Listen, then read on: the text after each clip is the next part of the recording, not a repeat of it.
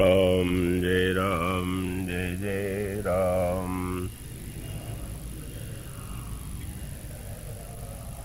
श्री राम जय जय राम। श्री राम जय जय राम। श्री राम जय जय राम। श्री राम जय जय राम। श्री राम जय जय राम। बोलिए सियावर रामचंद्र महाराज की। ओम मंगलमूर्ते नमः गणाधिपतये नमः। वर्णानामृतसंज्ञानां रसानां छन्दसामपि मंगलानां च कर्तारो दैहिक दैविक भौतिक तापा। राम राज नहीं काहू व्यापा। सब नर करहि परस्पर प्रीति। चलहि स्वधर्म निरत श्रुति नीति। चारु चरण धर्म जग माही। पूरी रहा सपने अघनाही। राम भगत रत नर अरु नारी। सकल परम गति के अधिकारी। अल्प मृत्यु नहीं कौनि पीरा। सब सुंदर सब विरुज शरीरा। नहीं दरिद्र को दुखी न दीना। नहीं को अबुधन लक्षण हीना। सब निर्दम्भ धर्मरत गुणी। सब निर्दम्भ धर्मरत पुनी। नर अरु नारी चतुर सब गुणी। सब गुणज्ञ पंडित सब ज्ञानी। सब कृतज्ञ नहीं कपट सयानी। राम राज न भगेश सुनु। सचराचर जग माहि। काल कर्म स्वभाव गुण। कृत दुख काहू नाहि। प्रभु श्री रामभद्र करुणामयी वात्सल्यमयी जगत जननी सीता की महती अनुकंपा से यह सप्तदिवसीय प्रवचन सत्र आज विश्राम की दिशा में बढ़ रहा है। संभवतः यह 14वां वर्ष था। मुझसे आग्रह किया गया था इस वर्ष में राम राज्य को केंद्र बनाकर आपके समक्ष कुछ मानस की पंक्तियां, कुछ संदेश रखूं। संभवतः यह मानकर कि 14 वर्ष बाद भगवान श्री राम जब वन से लौटते हैं तो राम राज्य की स्थापना होती है। इस आयोजन का जो श्रेय है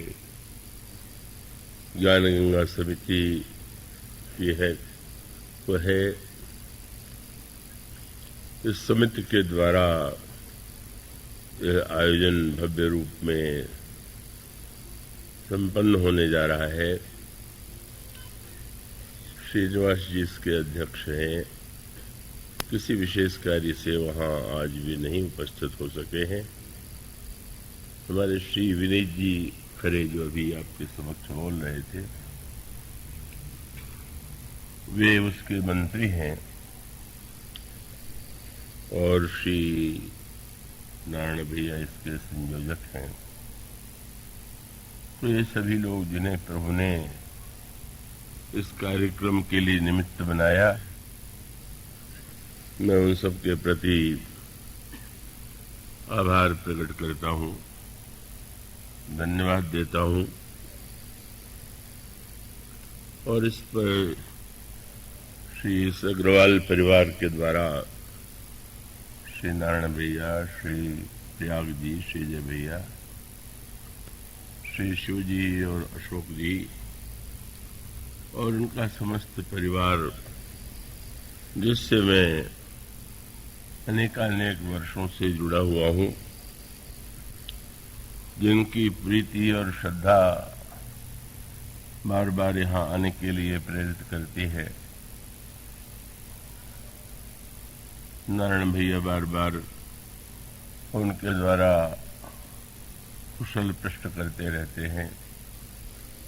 जय भैया अनेक अनेक उत्सवों में सम्मिलित होकर के, सक्रिय भाग लेकर के, सेवा करके उस समग्र परिवार के जो सदस्य हैं उन सब की जो प्रीति और श्रद्धा है, भावना है, उसके प्रति मैं कृतज्ञ हूँ।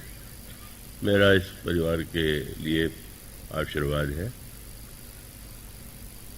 आप यहाँ श्री हमारे गिरीश चैतन्य जी ब्रह्मचारी, मेरे प्रति उनका बड़ा स्नेह है और वो बहुत ही श्रेष्ठ श्रीमद् भागवत के सुयोग्य वक्ता है, विद्वान वक्ता है। केवल रोचक या मनोरंजक ही नहीं, वो बड़े गंभीर और सरस व्याख्याता हैं। वो स्नेह बस वो भी यहाँ आए और उसके साथ साथ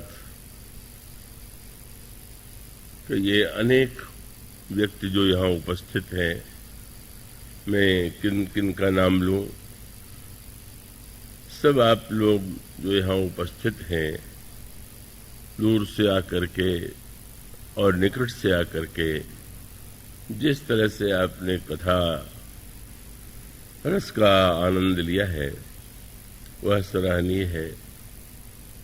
मैं यही मंगल कामना कर सकता हूँ कि हम सबके हृदय में राम राज्य की भावना का उदय हो और उसके माध्यम से हम सब अपने जीवन को और सामाजिक जीवन को कल्याणकारी बना सकेंगे। श्रीमती जमुना देवी जी जो इस प्रांत की मंत्री महोदया है, वह भी यहाँ पर इस अवसर पर आई हुई हैं और यह विशेष संतोष और प्रसन्नता की बात है कि इस आयोजन में उपस्थित होकर के उन्होंने इसे विशेषता प्रदान की है। श्री रामहर्षण कुंज के पुजारी जी, उनके प्रति मेरा आभार और पुनः पुनः मैं ये कहूँगा कि यदि कोई नाम छूट गया है, छूट ही गया होगा, तो आप उसे अपनी उपेक्षा नहीं मानेंगे। वो एक बाध्यता है, सीमा है। तो अब इतने दिनों से राम राज्य के संबंध में आप सुनते रहे। राम राज्य की विशेषताओं का वर्णन करते हुए गोस्वामी जी ने जो पंक्तियां लिखी हैं, जो चौपाइयां लिखी हैं, उसे पढ़ करके किसी भी व्यक्ति के हृदय में ऐसे ही राज्य की आकांक्षा हो सकती है। राम राज्य में न तो किसी को शारीरिक दुख था, न दैविक, न भौतिक, न दीनता, न दरिद्रता, और इन सब से मुक्त कोई व्यक्ति ऐसा नहीं था कि जिसकी असमय में मृत्यु हो। कोई ऐसा व्यक्ति नहीं था कि जो न हो, कृतज्ञ न हो, और समाज में जितने भी व्यक्ति थे उनमें परस्पर अतिशय प्रेम था। प्रत्येक व्यक्ति के हृदय में कृतज्ञता की भावना थी, दूसरों के प्रति हित करने की चेष्टा थी, और काल, कर्म, स्वभाव, गुण, इनके द्वारा जो दुख व्यक्ति के जीवन में आते हैं उनका राम राज्य में अभाव था। तो यह राम राज्य तो वस्तुतः बहिरंग रूप में आज असंभव है। असंभव है तो कोई इस युग की निंदा नहीं है। भगवान श्री राम के पहले भी अनेक श्रेष्ठ राजाओं का चरित्र पुराणों में आता है।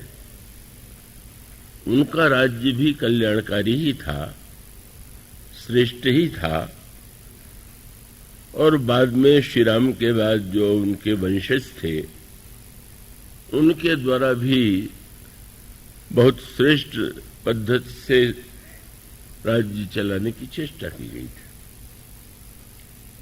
तो इसका अर्थ यह है कि स्वराज्य जो है वह तो समाज में बार बार रहता रहा है और वही बनाया जाना चाहिए और वही रह सकता है। पर जिसे रामराज्य कहते हैं वह स्वराज्य से भी अधिक आगे की वस्तु है, और वो कभी भी भगवान राम के काल को छोड़ करके विश्व में स्थापित नहीं हुआ। कहा जा सकता है फिर उस रामराज्य की व्याख्या का क्या लाभ है? तो इसका उत्तर यही है कि वस्तुतः कम से कम हम अपने हृदय में कुछ समय के लिए सही, मान लीजिए आप 1.5 घंटे कथा श्रवण करते हैं और उतने समय भी यदि राम राज्य की भावना हमारे आपके हृदय में स्थापित होती है तो यह भी एक बहुत बड़ा लाभ है। और संभव है कि जीवन में उसकी कोई ऐसी बातें, कुछ बातें ऐसी हों कि जो उतारने की चेष्टा करें, उतारने का प्रयास करें। तो वस्तुतः राम राज्य की जो दार्शनिक व्याख्या है, उसका जो आध्यात्मिक रूप है, उसके पीछे जो वैचारिक क्रांति है, उसका वर्णन पिछले दिनों आपके सामने किया गया। श्री राम ने जब उन्हें वन जाने की आज्ञा दी गई, कैकेयी जी ने जब श्री राम से यह कहा कि तुम्हारे पिता ने मुझे 2 वचन दिए थे और मुझे जो प्रिय लगा वो मैंने उनसे मांगा, और तुम तो बड़े सुपुत्र हो, ऐसी स्थिति में जब तुम्हारे पिता ममता के संकट में फंसे हुए हैं, तुम उन्हें उबार सकते हो। प्रभु श्री रामभद्र बड़े प्रसन्न हुए। मां की आज्ञा को उन्होंने स्वीकार किया और उसके बाद मां कौशल्या के भवन में वे आते हैं, मां के चरणों में प्रणाम करते हैं। मां को अब तक जो घटनाएं घटित हुई थीं उनका कोई ज्ञान नहीं था, किसी को ज्ञान नहीं था, क्योंकि कल तो सारा दिन ही उत्सव और राज्य की संकल्पना में ही बीता था। इस रात में क्या कुछ हुआ इसका पता उन्हें नहीं था। और श्री राम जब आते हैं तो बड़े स्नेह से, प्यार से उन्हें हृदय से लगाते हुए ये कहती हैं कि पुत्र राम, राज्याभिषेक की जो ये पद्धतियां हैं उनमें बड़ा विलंब लगता है, तो उसके पहले तुम भले ही अन्न का भोजन न करो, लेकिन जो कछु भाव मधुर फल खाओ, थोड़ा फल तुम ले लो। पितु समीप तब जायहु भैया, भई बड़ बारी जाई बलि मैया। फल लेने के बाद तुम पिताजी के पास जाना, बड़ा विलंब हो रहा है। प्रभु ने मां को यह कह करके कष्ट में नहीं डाल दिया कि नहीं नहीं, मेरे साथ तो बड़ा अन्याय किया गया, राज्य की बात कह करके वन जाने की आज्ञा दी जा रही है, या कैकेयी के द्वारा यह अनर्थ घटित हुआ, यह तो बहिरंग दृष्टि थी। इस रूप में तो कोई भी उसकी व्याख्या कर सकता था, पर प्रभु श्री राम ने कहा, मां, तुम्हें मैं एक शुभ समाचार सुना रहा हूं। तुम्हें तो यही पता था कि पिताजी मुझे युवराज पद पर अभिषिक्त करेंगे, और युवराज का अर्थ है जो भविष्य में राजा बनकर के राज्य का संचालन करे, वर्तमान में भी वो राजा के साथ सहयोग करे। लेकिन अब तो पिताजी कुछ विशेष प्रसन्न हो गए, और इसके पीछे मां कैकेयी की प्रेरणा है कि युवराज के स्थान पर उन्होंने मुझे सीधे राजा ही बना दिया। मां आश्चर्यचकित थी, राजा बना दिया? क्या महाराज राज्य छोड़ करके जाने का संकल्प कर चुके हैं? अचानक कैसे हुआ? भगवान श्री राम का वाक्य आप पढ़ते हैं मानस में, पिता दीन। उन्होंने कहा, पर अयोध्या का राज्य मुझे नहीं दिया। कहां का राज्य? पिता दीन मुहि कानन राजू। पिताजी ने मुझे जंगल का राज्य दिया। आश्चर्य था, ये तो एक नई सी बात थी। राज्य की राजधानी तो नगर होती है, नगर को केंद्र बना करके ही राज्य का नामकरण होता है। मां आश्चर्यचकित हो जाती है, ये वन में तुमको वन का राज्य दिया गया, ये तो मैं समझ नहीं पा रही। और प्रभु ने जो व्याख्या की वो केवल कविता नहीं थी, उनकी मान्यता थी, जैसा वे मानते थे, और जिसे वह मान करके ही उन्होंने आगे की घटनाओं को स्वीकार किया। उनका वाक्य क्या है? मां, भला विचार करके तुम ही सोचो कि जहां पर पिताजी स्वयं राज्य करने के लिए उपयुक्त है, विराजमान है, राज्य भली प्रकार चल रहा है, अब यहां तो मुझे उसका राजा बना देना तो एक शोभा की वस्तु थी, कोई उपयोगिता नहीं थी। पर कितना अच्छा निर्णय किया गया। मां कैकेयी ने कितनी श्रेष्ठ बात महाराज के मन में बैठा दी कि सचमुच राजा की आवश्यकता अयोध्या में नहीं है, वो तो वन में है। जहां मेरी सबसे अधिक आवश्यकता है वहां का राज्य मुझे दिया गया। मानस की यही पंक्ति है, पिता दीन मुहि कानन राजू, जहां सब भांति मोर बड़ काजू। जहां हर प्रकार से मेरी आवश्यकता सबसे अधिक। और इसका तात्पर्य क्या है? भगवान श्री राघवेंद्र ने उसे दंड के रूप में भी नहीं देखा, भगवान श्री राम ने उसे अन्याय के रूप में भी नहीं देखा। भगवान श्री राम को ऐसा लगा कि पिताजी वात्सल्य और स्नेह के कारण यह समझ बैठे थे कि मेरे सिंहासन पर बैठ जाने से ही सारी समस्याओं का समाधान हो जाएगा। पर वस्तुतः यह तो सत्य नहीं है। सत्य तो यही है, और उसके संदर्भ में वह शब्द जिसके विषय में कल परसों आपके सामने कहा गया, वह बार बार एक शब्द है, सब।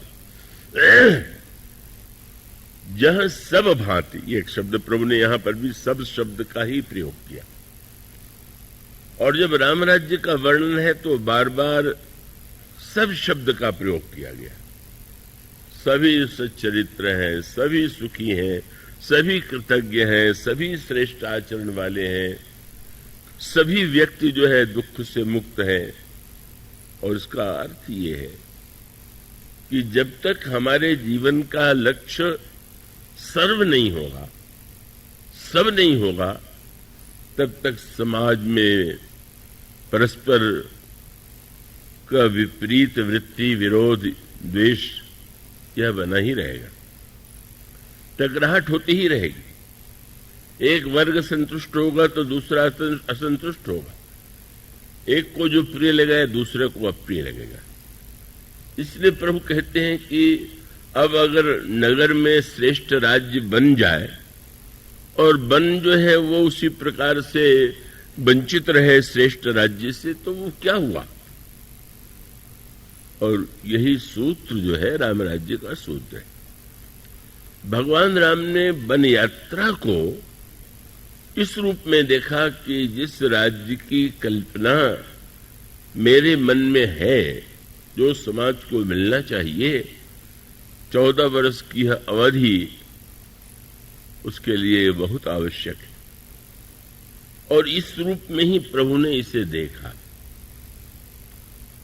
और उसके बाद आप देखते हैं पहले भगवान श्री राम का वनगमन, और उस प्रसंग में भी एक मीठी सी बात आई। जब श्री रामभद्र बन जाने लगे, जनक नंदिनी ने सुना समाचार तो व्याकुल हो गई।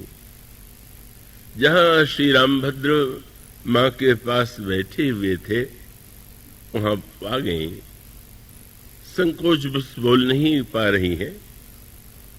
कौशल्या जी समझ गई कि मेरी पुत्र वधू राम के साथ वन जाना चाहती है। और तब उन्होंने बड़े स्नेह भरे स्वर में श्री राम से कहा कि राघव, तुम पिता की आज्ञा का पालन करने के लिए, और उससे बढ़कर के बात है कि तुम्हारी मां कैकेयी ने भी तुम्हें आदेश दिया है, तो मुझे कोई आपत्ति नहीं। पिता ने कहा होता तो शायद मैं रोकने की चेष्टा करती, लेकिन जो पितु मात कहो बन जाना, तो कानन सत अवत समाना। अगर पिताजी के साथ तुम्हारी मां कैकेयी ने भी कहा है तो बहुत ही अच्छी बात है। पर इतना मैं चाहूंगी कि मेरे पुत्र वधू को तुम साथ लेकर के न जाओ। तुम यदि समझते हो कि ले जाना आवश्यक है तो मैं वही उनसे कहूंगी, लेकिन मुझे ऐसा लगता है। और उस समय उन्होंने सीता जी की सुकुमारता का वर्णन किया और उन्होंने कहा कि हमारी पुत्री जो महाराज जनक के यहाँ स्नेह से पालित हुई, अयोध्या के महल में जिसको निरंतर सुख सुविधा ही देने की चेष्टा की गई, पलंग पीठ तज गोद हिडोरा, सियन दीन पग अवनि कठोरा, सो सिय चलन चहत बन सा था। ये जो सुकुमार मेरी पुत्री है वो तुम्हारे साथ बन जाना चाहती है। और उन्होंने कहा कि जिनको वन में रहने का अभ्यास है, जो कोल किरात कन्याएं हैं उनको अभ्यास है, वे रह सकती, लेकिन बनहित कोल किरात किशोरी, रची विरंच विषय सुख भोरी, और उनके लिए अभ्यास है तो कोई कष्ट नहीं है। पर ऐसी मेरी सुकुमारी पुत्र वधू जो है का वहां जाने योग्य नहीं। और उन्होंने काव्यमयी भाषा का प्रयोग करते हुए कहा कि विश्ववाटिका की सोह सुत सुभग सजीवन मोरी। पुत्र, जहां जंगल में विष ही विष की वृक्ष हो, वाटिका हो, तो वहां पर अमृत की जड़ी कहां शोभा देगी? तो ये मेरी पुत्री तो अमृत की जड़ी है और वो उस वातावरण के योग्य नहीं। प्रभु का जैसा शील है, स्वभाव है। उन्होंने बड़े प्रेम से सीता जी को समझाते हुए यही कहा कि राजकुमारी सिखावन सुनहु, आन भांति जन जिय कछु गनहु, आपन मोर नीक जो चहु, बचन हमार मानी घर रहु, आयसु में मोरी सासु सेवकाई, सब विधि भामिनी भवन भलाई। और फिर वन के कष्टों का वर्णन करते हुए कहा, तुमने कभी वन देखा नहीं? वन कैसा होता है? कंदर, खोह, नदी, नद, नारे, अगम अगाध न जाहि निहारे, भालु बाक वृक के हरि नागा, करहि नाद सुन धीरज भागा, डरपहि धीर गहन सुधि आए, मृग लोचनी तुम भीरु सुहाए, हंस गमनी तुम नहीं बन जोगु, सुनि अपजस देई मुहि लोगु, मानस सलिल सुधा प्रतिपाली, जियई किलवन पयोध मराली, नौ रसाल वन विहरन सीला, सोह की कोकिल विपिन करीला, चंद रहो भवन अस हृदय विचारी, चंद बदन दुख कानन भारी। बड़े काव्य में, स्नेह में, शब्दों में प्रभु ने जनक नंदिनी को यह उनसे आग्रह किया कि वे यहीं रह करके मां के दुख को दूर करें, और जब उनकी इच्छा हो तो वे अपने मायके महाराज जनक के यहाँ चली जाया करें। बन गृह कबहू कबहू ससुरारी, रहू जहां रुचि होई तुम्हारी। और फिर मैं तो बहुत शीघ्र आने वाला हूं। और प्रभु ने यही कहा कि अब दिन बीतने में क्या देर है, तो अब बोलने में तो बड़े हमारे प्रभु कुशल हैं। तो उन्होंने कहा कि सुख समेत सम्मत दुई साता, 14 न करके कहने लगे 2-7 बरस, 2 सते 14। अब 14 को 2 सते वर्ष कहने का तो कोई विधान नहीं है, लेकिन प्रभु इतना कम करके उसको कहना चाहते हैं कि वो 14 का बड़ा अंक न कह करके बोले 2 सते वर्ष ही तो है, क्या देर लगेगी। सुना और ये कहा कि तुम अगर यह मान करके मेरे साथ चलना चाहती हो कि धर्म का पालन करने के लिए तुम जाना चाहती हो, तो मेरी दृष्टि में यही से अधिक धर्म नहीं दूजा, सादर सासु ससुर पद पूजा। सास ससुर की सेवा से बढ़ करके अन्य कोई धर्म नहीं। श्री किशोरी जी ने बड़े ही ऐसे मार्मिक शब्दों में, जिसमें तात्विक सत्य था, जिसमें भावना थी और जिसमें उनकी प्रीति थी, और साथ साथ ऐसा उत्तर की स्वयं प्रभु ही निरुत्तर हो जाते हैं और उन्हें जनक नंदिनी का आग्रह स्वीकार करना पड़ता है। एक तो उन्होंने यह उलाना दिया कि मैं आज तक यह समझती थी कि आपके समान मृदुभाषी कोई नहीं, ऐसा मीठा बोलने वाला। मैंने उस समय आपको देखा जब परशुराम जी महाराज से आप बात कर रहे थे, और एक भी शब्द आपकी वाणी से कठोर नहीं निकला। और इतने वर्षों में मैंने कभी अयोध्या में भी नहीं देखा कि आपने कभी किसी के लिए कठोर शब्द कहा। और दूसरी बात, आपने मेरे विषय में कहा कि सीता तुम बड़ी सुकुमारी हो, पर मुझे लगता है कि ये दोनों ही बातें आज असत्य हो गई। क्यों? कि आप कितना कठोर भी बोल सकते हैं, इसका मुझे पता आज चला। अब आश्चर्य है, प्रभु की भाषा भी बड़ी कोमल है, बड़ा स्नेह भी है, पर उन्होंने कहा कि आपने तो आज बहुत ही कठोर शब्दों का और मेरे लिए पीड़ा पहुंचाने वाला, अनादृत करने वाले शब्दों का प्रयोग कर दिया। क्या? उन्होंने ये कहा कि जब आप कहते हैं कि मैं सुकुमारी हूं, तो आप मुझे बताने की कृपा करेंगे कि आप कैसे हैं? आप कठोर हैं, आप कोमल नहीं हैं। मैं तो धरित्री सुता हूं, धरणी की पुत्री हूं, धरणी तो सब कुछ सहने की अभ्यस्त होती है। धरणी सुता धीरज धर्यऊ समय सुधर्म विचारे।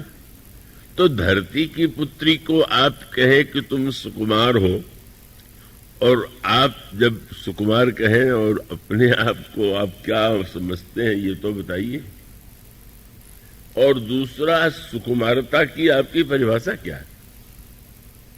सुकुमार का अर्थ यही है कि जो अपने सुख के लिए दूसरों को कष्ट देता रहे और स्वयं कोई कष्ट न उठावे। तो ये परिभाषा समाज में होगी, पर आपके श्रीमुख से तो इस परिभाषा की कल्पना मुझे नहीं थी।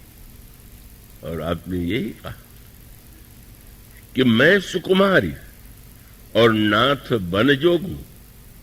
मैं सुकुमारी हूं और सुकुमारता के कारण मैं बन जाने योग्य नहीं हूं। क्या ये कह करके मेरी सुकुमारता की आप निंदा नहीं कर रहे? नहीं, आप मानो उनका संकेत यह था और आगे चल करके उन्होंने एक शब्द कहा कि मुझे तो वन में जाने पर जितनी प्रसन्नता होगी,